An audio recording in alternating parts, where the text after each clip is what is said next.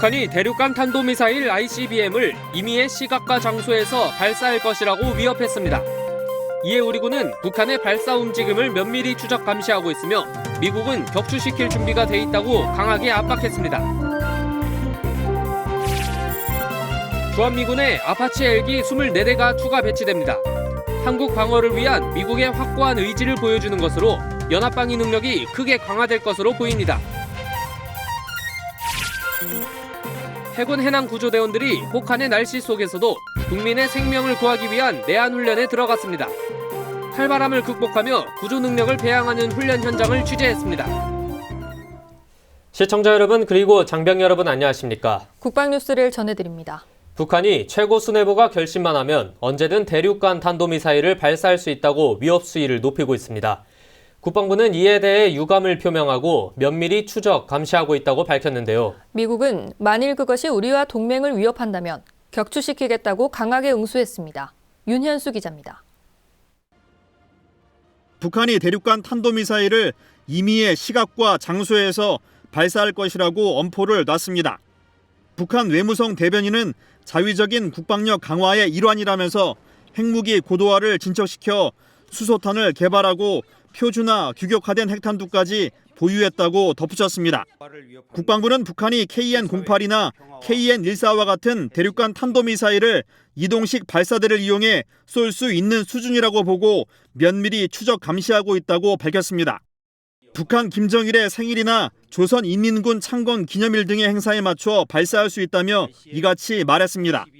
국방부는 북한은 올해도 준중거리부터 장거리까지 다양한 종류의 미사일을 시험 발사할 것으로 보고 어떠한 도발에도 단호하게 응징할 것이라고 경고했습니다. 북한이 우리의 경고를 무시하고 ICBM을 발사한다면 우리와 국제사회에 더욱 강력하고 빈틈없는 대북 제재와 압박에 직면하게 될 것입니다. 애쇼턴 카터 미국 국방장관은 만약 북한의 ICBM이 우리나 우리 동맹을 위협한다면 격추시킬 것이라고 강조했습니다. 카터 장관은 한국과 일본, 괌의 미사일 방어 시스템도 개선했음은 물론 주한미군의 슬로건은 파이트 투나잇으로 우리는 한반도와 친구들을 지킬 준비가 돼 있다고 덧붙였습니다. 미국 국무부도 북한의 핵미사일 위협에 확장 억제 등 모든 요소를 활용해 동맹을 철통같이 방어하겠다면서 한미 상호 방위 공약을 재확인했습니다. 그러면서 북한이 도발적 행동을 자제하며 국제적 의무와 약속을 준수하고 진지한 대화로 돌아오는 전략적 결정을 내릴 것을 촉구했습니다. 국방뉴스 윤현수입니다. 미군의 아파치 공격 헬기 24대가 주한미군에 추가로 배치됩니다. 주한미군 관계자는 한국 방어를 위한 미국의 확고한 의지를 보여주는 것이며 연합방위 능력을 현저히 강화시킬 것이라고 밝혔습니다. 김지한 기자입니다. 미국이 AH-64D 아파치 공격 헬기 24대를 우리나라에 추가로 배치합니다. 주한미군은 9일 설명 자료를 통해 1월부터 아파치 헬기 24대가 편성된 중공격 정찰 헬기 대대를 한반도에 전개할 예정이라고 밝혔습니다. 이어 이번 아파치 헬기 대대 순환 배치는 한국 방어를 위한 미국의 확고한 공약이행 의지를 보여주는 것이며 한미 연합방위 능력과 태세를 현저히 강화시킬 것이라고 강조했습니다. 추가 배치되는 아파치 헬기는 지난 2013년 배치돼 도태 시기가 다가오는 카이오와 공격 정찰 헬기 30대를 대체하게 됩니다. 아파치 헬기 한 개 대대는 360여 명으로 11일 선발대를 시작으로 다음 달 중순 완전 임무 교대가 되며 16대는 수원기지에 8대는 평택 미군기지에 전개됩니다. 주한미군은 아파치 헬기를 모두 평택 미군기지에 배치할 계획이지만 평택 기지의 공사가 완료되지 않아 일부를 수원 군공항에 임시 배치하는 것으로 오는 10월 공사가 마무리되면 24대 모두 평택 기지에 배치된다고 밝혔습니다. 주한미군은 현재 아파치 헬기 1개 대대 24대를 운용 중이며 주한미군의 아파치 헬기 2개 대대가 배치되는 것은 지난 2008년 아프간전 지원을 위해 1개 대대가 차출된 이후 9년 만입니다. 아파치 공격 헬기는 최대 속도 시속 293km로 채공 시간은 2시간 30분입니다. 헬파이어 대전차 미사일 16발, 스팅거 공대공 미사일 4발을 각각 탑재할 수 있으며 70mm 로켓 76발과 30mm 기관총 1200발을 장착해 현존 최강의 공격 헬기로 불리고 있습니다. 고성능 레이더와 레이저 조준을 통해 최대 8km밖에 북한군 전차와 공기부양정을 타격하는 능력을 갖추고 있습니다. 국방뉴스 김지한입니다. 앞으로 전투나 훈련 중 다쳐 신체 장애가 생긴 병사는 본인이 희망하면 부사관으로 임용할 수 있게 됩니다. 국방부는 이런 내용을 담은 군 인사법 시행규칙 일부 개정안을 입법 예고했습니다. 김이나 대위의 보도입니다. 국방부 군인사법 시행규칙 제53조 3항에 의거해 본보기가 될 만한 행위로 인해 신체 장애인이 된 군인은 본인 의사에 따라 현역 복무가 가능했습니다. 대표적인 예로 연평해전에서 한쪽 다리를 잃은 이희환 소령과 DMZ 수색작전 중 북한군 지뢰로 사고를 당했던 이종명 예비역 대령, 김정원, 하재현 중사 등이 있습니다. 하지만 법령상 적용 범위가 현역 장교와 준사관, 부사관으로 한정돼 있어 신체 장애인이 된 병사의 경우 본인이 현역 복무를 희망해도 전역해야 했습니다. 이에 따라 국방부는 국가 안보를 위해 희생한 군인을 끝까지 책임진다는 국방부의 기본 입장과 국가 안보에 있어 간부와 병사의 차이가 없음을 고려해 이번 개정안을 마련했습니다. 이번 개정안은 군인사법 제14조 5항과 동시행규칙 제53조 3항에 전투 또는 작전 관련 훈련 중 다른 군인에게 본보기가 될 만한 행위로 인하여 신체 장애인이 된 병사는 참모총장이 정하는 전형의 방법과 절차에 따라 부사관으로 임용할 수 있다는 내용이 신설됩니다. 따라서 본보기가 될 만한 행위로 인해 신체 장애인이 된 병사의 경우에도 본인의 희망에 따라 부사관으로 임용될 수 있습니다. 지난해 7월에 발생한 5사단 GUP 지뢰사고 부상 병사들에 대하여 실질적인 지원 방안을 고민하고 있던 중에 부상당한 전우들이 전역 후 취업 문제 등으로 인해 고민이 많다는 것을 알게 되어 군 간부로 계속 복무할 수 있는 방안을 마련하게 되었습니다. 이번 개정안이 시행되면 국가 안보를 위해 희생한 병사에 대한 책임을 강화하고 이로 인해 대군 신뢰도를 높일 수 있을 것으로 보입니다. 국가 안보를 위해 헌신한 군인을 계속 봉사할 수 있는 기회를 주는 것이 유공자를 실질적으로 예우하는 것이라 생각합니다. 이번 제도 개선을 통해 현역 군인들의 복무 의욕도 높이고 나아가 대군 신뢰도를 제고하는 계기가 될 것으로 기대합니다. 이번에 입법 예고한 개정안은 2월 17일까지 의견 수렴을 거쳐 올해 7월 1일부터 시행될 예정입니다. 국방뉴스 김인아입니다. 해군 해남구조대원들이 혹한의 날씨를 이겨내고 국민의 생명을 구하기 위한 내한훈련에 돌입했습니다. 대원들은 3일 동안 펼쳐지는 훈련에서 정신적, 신체적으로 강하게 단련해 언제 어떤 상황에서도 국민의 생명을 구할 수 있다는 자신감을 배양할 예정입니다. 오상현 기자의 보도입니다. 진해 군항에 우렁찬 군가 소리가 울려 퍼집니다. 탄탄한 몸매를 그대로 드러내고 칼바람을 온몸으로 맞으며 내달리는 해군 해난구조대원들. 추위를 이겨내는 혹한기 내한 훈련이 시작됐습니다. 전투 구보를 마치고 바지선 위에 올라선 대원들. 차가운 물을 뿌린 후 그대로 바다에 몸을 던집니다. 영하의 기온에 바닷바람까지 더해져 추위는 그야말로 살을 애는 듯하지만 대원들은 패기와 열정으로 그 추위를 이겨냅니다. 해군 오전단 해남구조대는 어떤 해산 상황에서도 국민의 생명을 보호하고 부여된 임무를 완수할 수 있도록 연중 해수의 수준이 가장 떨어지는 이럴 혹한기에 실전과 같은 훈련을 실시하고 있습니다. 해남구조대 화이팅! 맨몸 수영으로 찬 바다에 적응한 대원들은 곧바로 실전적인 훈련에 돌입합니다. 해군 해난구조대원들이 영하의 바다로 뛰어드는 이유는 단 하나, 오직 국민의 생명을 구하기 위해서입니다.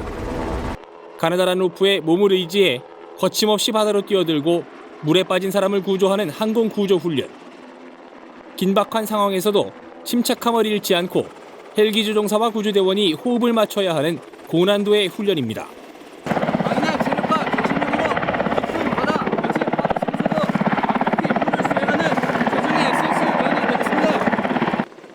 해군 해난구조대원들은 이번 혹한기 내한 훈련 기간에 핀마스크 훈련과 SSU 철인 경기 등 정신적 체력적 단련을 통해 언제 어디서라도 완벽한 구조작전을 펼칠 수 있는 대비태세를 갖출 계획입니다. 국방뉴스 오상현입니다. 국방부 군공항이전 사업단이 대구공항 이전 후보지 선정을 위해 9일부터 12일까지 경북 5개 지자체별로 주민 간담회를 개최합니다.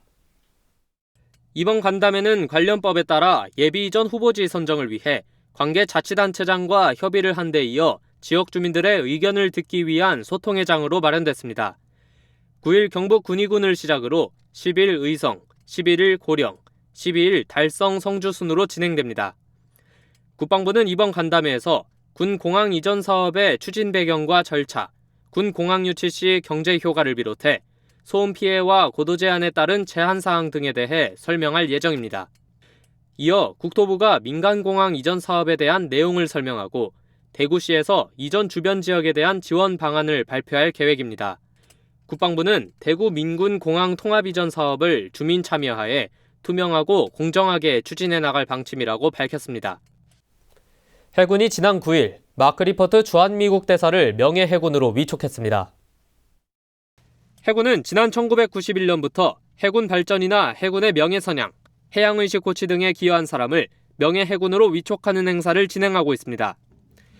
마크 리퍼트 주한미국 대사는 재임 기간 중 연합훈련에 참가한 한미 해군 함정과 부대를 여러 차례 방문해 양국 해군 장병들을 격려했고 미국 해군 장교 복무 경험을 바탕으로 한국 해군 사관생도를 대상으로 강연을 하는 등 양국 해군의 우호관계 증진을 위한 활동을 인정받아 이번에 명예해군 19호로 위촉됐습니다. 이날 리퍼트 대사는 한미 해군 장병들을 대상으로 한미동맹과 해군의 역할 등에 관한 강연도 진행했습니다.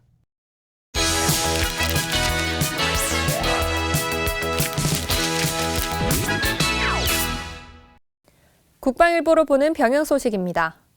1월 9일 국방일보 7면으로 가보시겠습니다.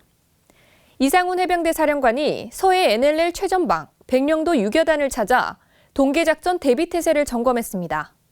이 사령관은 해안정밀 탐색작전 등 훈련 현장에 직접 참여했는데요. 서북도서가 더 이상 수세적 방어기지가 아니라며 응징공격의 전초기지가 돼야 할 것이라고 강조했습니다. 이번엔 사면기사인데요. 전직 지원 교육을 마다하고 최전방 부대를 자원했던 육군 12사단의 백중기 부사단장이 33년간의 군 생활을 마무리했습니다. 부대 전투력을 위해 군문을 떠나는 날까지 전방에 남기로 했던 건데요. 전역하는 순간까지 군인 본분을 다하고 싶었다는 백중기 부사단장의 아름다운 저녁에 아낌없는 박수를 보냅니다. 다음은 3면에 있는 소식인데요. 육군 34단 쌍용부대에서 부모님의 영상편지를 상영해주는 깜짝 이벤트를 진행했다고 합니다. 장병들은 예상치 못한 부모님의 영상편지에 놀라움과 기쁨을 감추지 못했다고 하는데요. 소중한 가족들을 지키고 싶다는 열망이 더해져 장병들의 사기가 더욱 불타올랐겠죠. 역시 부모님의 사랑은 모든 장병들의 힘입니다. 국방일보로 보는 병영 소식 전해드렸습니다.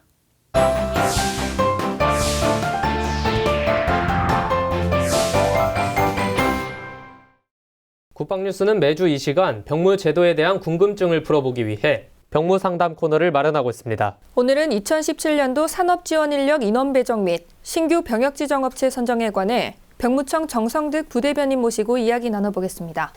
안녕하십니까? 네, 안녕하십니까? 네, 인구 감소로 인해 2023년부터 대체복무 제도가 폐지된다는 논란이 있었는데요. 2017년도 산업기능요원 편입 인원이 작년과 똑같이 배정됐다고요? 네, 인구 감소로 2023년 대체복무제도 및 전환복무제도가 폐지될 거라고 지난 여름 뜨겁게 달구었습니다. 하지만 2017년도 산업지원 인력은 작년과 같은 수준으로 배정되었습니다.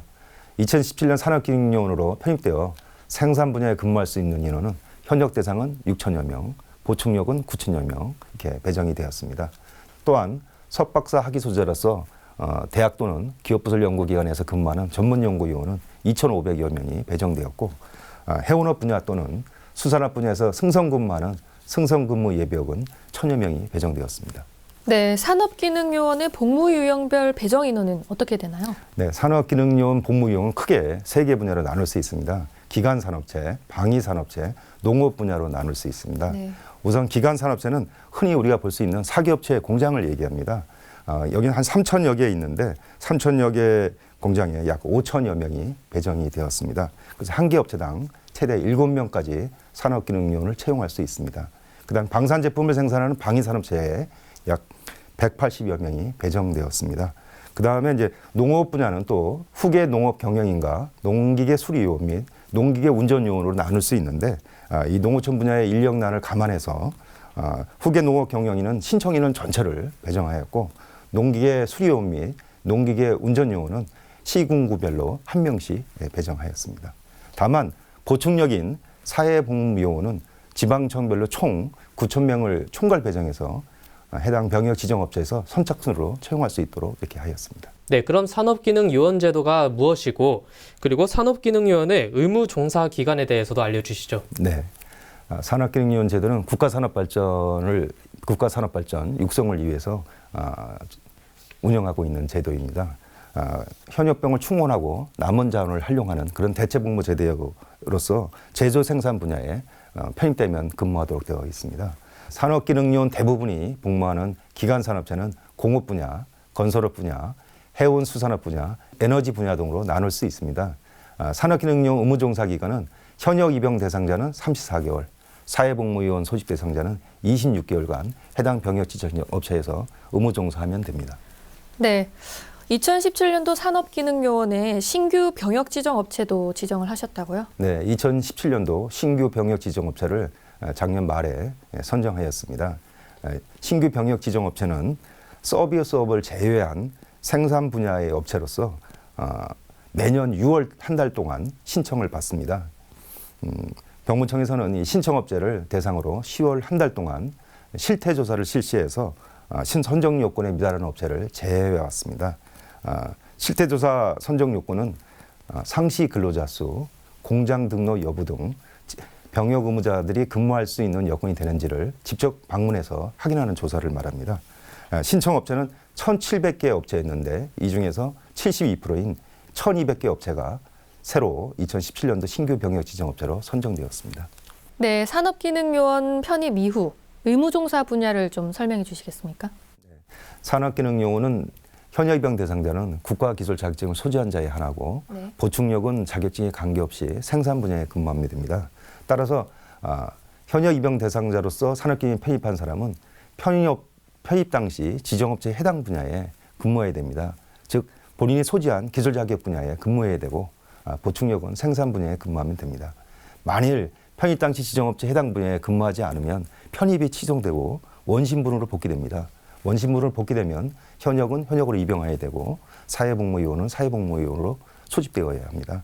다만 병역 지정업체 장애 지시로 인해서 복무 규정을 위반했을 경우에는 본인이 자진해서 신고하면 한 달 이내에 신고하면 그런 면책을 받도록 이렇게 되어 있습니다.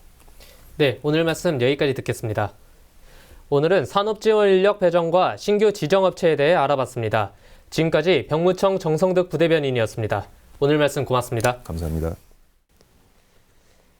북한이 대륙간 탄도미사일 ICBM의 시험 발사 준비를 모두 마쳤다면서 연초부터 도발 위협 수위를 높여가고 있습니다. 북한이 아무리 강도 높은 압박을 해오더라도 우리 군은 북한의 어떠한 도발에도 흔들리지 않고 철통과 같은 대비 태세를 갖춰나갈 것입니다. 국방뉴스를 마칩니다. 시청해주신 여러분 고맙습니다.